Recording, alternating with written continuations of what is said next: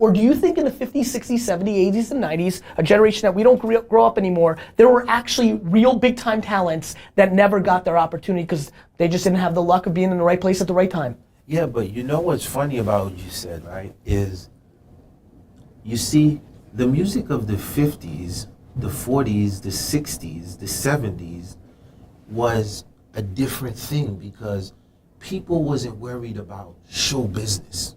Right. People was more worried about the music. The music. You see, so this is how we know of Thelonious Monk.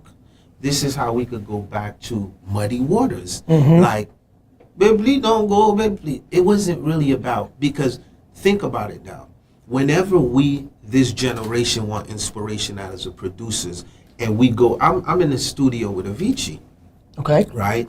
And we sitting in winter in Stockholm. It's dark, right? Yeah. So we're sitting there and, you know, and we're talking about chords and progressions. And what's the reference? We go back to freaking like Ray Charles, Georgia. So it's like, at the end of the day, I just think that we have to understand that the idea of the Fugees was musicality. It wasn't like, oh man, we about to do something to get put on so people know who we were.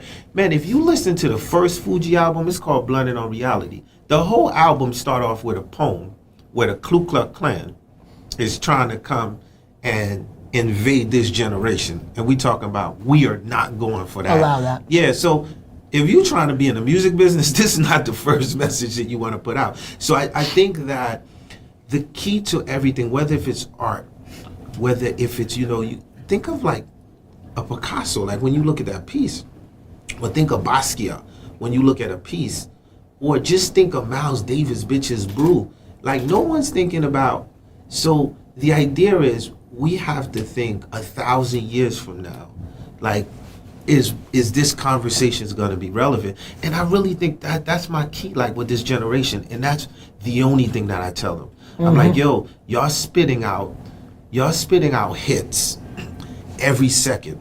Every second on Musically, my daughter's singing a new song.